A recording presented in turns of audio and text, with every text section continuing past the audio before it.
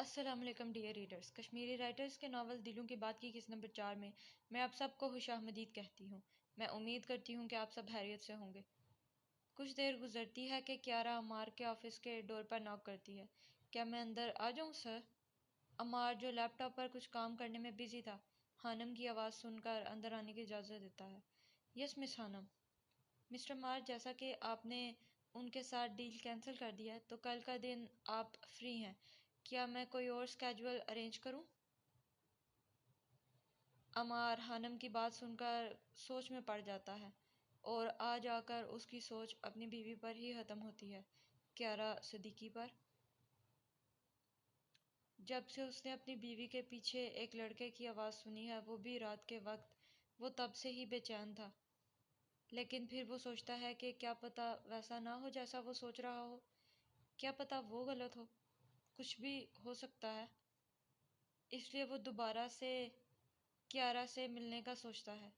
میرا خیال ہے کہ میں اپنی بیوی کے ساتھ ہی ٹائم سپینڈ کروں گا۔ کل کے لیے ہم دونوں کے لیے ایک ٹیبل بک کروا دیں۔ کل بھی کچھ ایشو کی وجہ سے میں اپنی وائف کے ساتھ ڈنر نہیں کر پایا۔ Okay sir. اگلے دن عمار بھی اپنے آفس کا کام جلدی ختم کر رہا تھا تاکہ کیارا کے ساتھ ڈنر پر جا سکے۔ خانم بھی ڈور ناک کر کے اندر آتی ہے۔ اس کے ہاتھ میں گلاب کے پھولوں کا بکے تھا۔ مسٹر عمار، یہ آپ کا گلاب کے پھولوں کا بکے ہے اور یہ رہی ڈائمنڈ کی رنگ۔ وہ عمار کی طرف بکے اور انگوٹھی بڑھاتی ہے۔ اور میں نے آپ کی ریسٹورنٹ میں بکنگ بھی کروا دی ہے، امید ہے آپ کو پسند آئے گا۔ تھینکس۔ عمار نے اپنے دادا جان سے کیارا کا ایڈریس لیا تھا تاکہ وہ وہاں جا سکے۔ اس کے دادا جان نے اسے بتایا تھا کہ وہ اپنی کسی دوست کے ساتھ وہاں رہتی ہے اور اب عمار کا وہیں جانے کا ارادہ تھا۔ کیارا نے بکے ٹیبل پر رکھا تھا اور اپنے فون پر ای میل چیک کرنے لگی تھی کہ اس کے سامنے سوشل میڈیا پر ایک نیوز چل رہی تھی۔ کیا ہوا سب خیریت؟ عمار خانم کو فون پر حیرانگی سے دیکھتا ہوا پا کر پوچھتا ہے۔ مسٹر عمار، وہ لیوس گروپ کے متعلق ایک نیوز چل رہی ہے۔ عمار خانم کی طرف متوجہ ہو جاتا ہے اور ایک آئی برو اچکاتا ہے۔ میرا مطلب ان سب کا تعلق ہماری کمپنی سے نہیں ہے، مگر کیارا دوبارہ سے فون کی طرف دیکھتی ہے جہاں لیوس گروپ کی طرف سے جو آدمی آیا تھا اس کی گاڑی کا بڑی بری طرح ایکسیڈنٹ ہوا تھا۔ وہ خوش قسمت ہے کہ ابھی تک اس کے ہاتھ اور پاؤں سلامت ہیں۔ کیارا چونک کر عمار کی طرف دیکھتی ہے۔ وہ کبھی فون کی طرف تو کبھی اپنے باس کی طرف دیکھتی ہے۔ تو کیا وہ افواہیں سچ ہیں کیا کہ مسٹر عمار کا تعلق مافیا سے ہے؟ کیارا دل میں سوچتی ہے۔ وہ کافی گھبرا جاتی ہے۔ عمار اس کی گھبراہٹ دیکھتا ہے تو اپنا لیپ ٹاپ بند کر کے پوری طرح اس کی طرف متوجہ ہو جاتا ہے۔ کیارا، جی؟ کیا میں نے تمہیں ڈرا دیا؟ کیارا جلدی سے اپنا سر نہیں میں ہلاتی ہے۔ نہیں سر، ایسی کوئی بات نہیں ہے۔ آر یو شور؟ یس سر۔ کوئی آپ کے بارے میں کچھ بھی کہے مجھے یقین نہیں۔ میں صرف ان باتوں پر یقین کرتی ہوں جو میں نے اپنی آنکھوں سے دیکھی ہیں۔ آپ اپنی فیملی کے ساتھ مخلص ہیں اور آپ اپنے امپلائیز کے ساتھ اچھے ہیں اور آپ نے میری بھی حفاظت کی، اس لیے نہیں، میرے پاس کوئی وجہ نہیں آپ سے خوفزدہ ہونے کی۔ Have a good day. Kiara اپنی بات مکمل کر کے روم سے باہر نکل جاتی ہے۔ کیارا گھر سے باہر نکلتی ہے، علی اسے باہر تک چھوڑنے آتا ہے۔ یار کیارا، ویسے یہ رات کا ٹائم ہے، تمہیں ابھی ہی یاد آئی ہے سنیکس کھانے کی؟ اور اگر کھانے ہی ہیں تو میں لے آتا ہوں یار، علی گیٹ پر کھڑے ہو کر اسے کہہ رہا تھا۔ نہیں، تم رہنے دو، یہاں سے 5 منٹ ہی دور ہے شاپ۔ میں خود لے آؤں گی اور میری واک بھی ہو جائے گی۔ میں تھوڑی دیر باہر گھومنا چاہتی ہوں، تب تک تم اور نادیہ کوئی اچھی سی مووی ڈھونڈو، آ کر دیکھتے ہیں۔ اوکے، لیکن جلدی آ جانا اور دھیان سے جانا۔ اوکے اوکے باس، میں جلدی آ جاؤں گی۔ علی بھی دروازہ لاک کر کے اندر چلا جاتا ہے۔ تھوڑی دیر بعد عمار وہاں پہنچ جاتا ہے۔ عمار بکے کے ساتھ گھر کے باہر کھڑے ہو جاتا ہے اور گھر کی بیل بجاتا ہے۔ علی دروازہ کھولتا ہے۔ سامنے اجنبی شخص کو دیکھ کر وہ بھی حیران ہو جاتا ہے۔ سامنے والا شخص بہت سخت مزاج معلوم ہو رہا تھا۔ علی دل میں گھبرا جاتا ہے کہ یہ کون ہے؟ آپ کون ہیں؟ علی عمار سے پوچھتا ہے۔ عمار بھی کیارا کے گھر کسی لڑکے کو دیکھ کر حیران ہو جاتا ہے۔ کیا کیارا صدیقی یہی ہے؟ جی بالکل، کیا بات ہے؟ علی اس سے پوچھتا ہے۔ میں جان کون ہے باہر؟ عمار ابھی بولنے ہی لگتا ہے کہ اسے اندر سے ایک لڑکی کی آواز آتی ہے، اور پھر وہ لڑکی علی کے پاس باہر ہی آ جاتی ہے اور اس کا ہاتھ تھام لیتی ہے۔ ہم آپ کی کیا مدد کر سکتے ہیں؟ وہ لڑکی عمار سے پوچھتی ہے، اور عمار تو ان دونوں کو ایک ساتھ دیکھ کر ہی سکتے میں آ جاتا ہے۔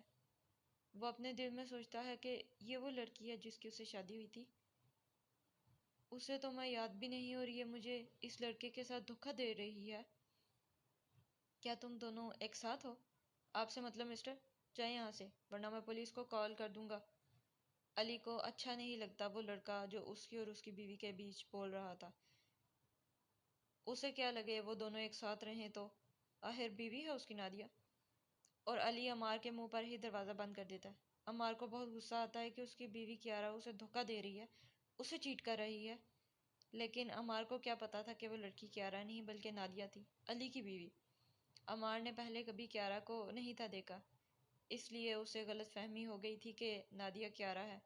عمار جو گلاب کے پھولوں کا بوکے کیارا کے لیے لایا تھا وہیں پاس پڑے ڈسٹ بن میں پھینک دیتا ہے اور واپس اپنی گاڑی میں جا کر بیٹھ جاتا ہے۔ عمار جب اپنی گاڑی لے کر وہاں سے چلا جاتا ہے تب ہی دوسری طرف سے کیارا گھر آ جاتی ہے سنیکس لے کر۔ وہ دونوں مختلف سمتوں سے آ رہے تھے اس لیے ایک دوسرے کو دیکھ نہ پائے۔ کیارا کے پاس ہمیشہ ایک ایکسٹرا چابی ہوتی ہے گھر کی، اور ایک نادیہ اور علی کے پاس۔ کیارا گھر کے اندر داخل ہوتی ہے تو سامنے ہی علی اور نادیہ پریشان کھڑے تھے۔ او کیارا، اچھا ہوا تم جلدی آ گئی، ہمیں تمہاری فکر ہو رہی تھی۔ مگر کیوں؟ میں تو سنیکس لینے گئی تھی۔ ارے تم نے رستے میں ایک عجیب آدمی کو نہیں دیکھا؟ نہیں، یہاں تو تم دونوں کے سوا کوئی عجیب آدمی اور عورت نہیں ہے۔ کیارا ان دونوں سے مذاق کرتی ہے۔ ارے یار، کوئی تو بات سیریس لے لیا کرو، یہاں بیٹھو ہم تمہیں بتاتے ہیں۔ وہ بھی صوفے پر ان کے پاس ہی بیٹھ جاتی ہے تو علی اسے پوری بات بتاتا ہے۔ ابھی 1 منٹ پہلے ہی یہاں ایک عجیب آدمی آیا تھا، ہم اسے نہیں تھے جانتے، جو ہم سے پوچھ رہا تھا کہ یہاں کون رہتا ہے، اس کو جو تمہارا نام بھی پتا تھا۔ یہ واقعی عجیب تھا، میں نے تو اسے ڈانٹ کر بکھا دیا۔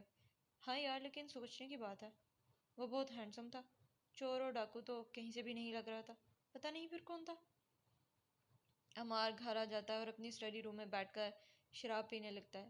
یہ بری عادت اسے دبئی سے ہی لگی تھی۔ مافیا میں قدم رکھنے کے بعد وہ اس دنیا میں نہیں تھا آنا چاہتا، لیکن مافیا کی دنیا اسے اپنے پاس لے ہی آئی تھی۔ جب وہ چھوٹا تھا، کالج جاتا تھا، تب اس نے اپنی آنکھوں کے سامنے اتنے زیادہ لوگوں کو موت کے گھاٹ اترتے ہوئے دیکھا تھا، اور وہ لوگ بھی وہ تھے جو بے قصور اور معصوم تھے۔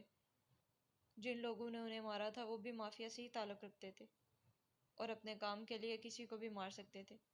ان کے کچھ لوگوں کی نظر عمار پر پڑ گئی تھی اور وہ اسے بھی مارنے لگے تھے کہ عمار اپنی جان بچانے کے لیے وہاں سے بھاگا، مگر وہ چھوٹا بچہ کب تک ان پاورفل لوگوں سے بھاگ سکتا تھا۔ تھوڑا آگے جا کر عمار تنگ گلی میں چھپ جاتا ہے۔ ڈھونڈو اس بچے کو، وہ بچ کر جانا نہیں چاہیے، ختم کر دو اس کو۔ ان میں سے ایک آدمی جو ان کا لیڈر تھا وہ ان سب کو حکم دیتا ہے۔ عمار بہت ڈر گیا تھا، اتنے میں کوئی پیچھے سے اپنی مضبوط ہتھیلی عمار کے منہ پر رکھتا ہے، جس پر عمار اور زیادہ گھبرا جاتا ہے۔ اس آدمی کی ہتھیلی بہت مضبوط تھی، اسی لیے عمار کی آواز باہر نہیں تھی نکل رہی۔ وہ آدمی عمار کو کھینچ کر اس پرانے گھر کے اندر لے جاتا ہے۔ وہ گھر کھنڈر ہی بنا ہوا تھا، یہاں کے لوگوں کو لگتا تھا کہ اس گھر میں کوئی نہیں رہتا۔ السلام علیکم ڈیئر ریڈرز، امید ہے آپ کو میرا ناول دلوں کی بات بہت پسند آئے گا۔ میرے ناول کے بارے میں اظہار رائے کرنے کے لیے کمنٹ ضرور کریے گا، اور اگر آپ کو میرا ناول اچھا لگے تو لائک اور سبسکرائب بھی کریے گا۔ شکریہ، اور اپنا بہت خیال رکھیے گا۔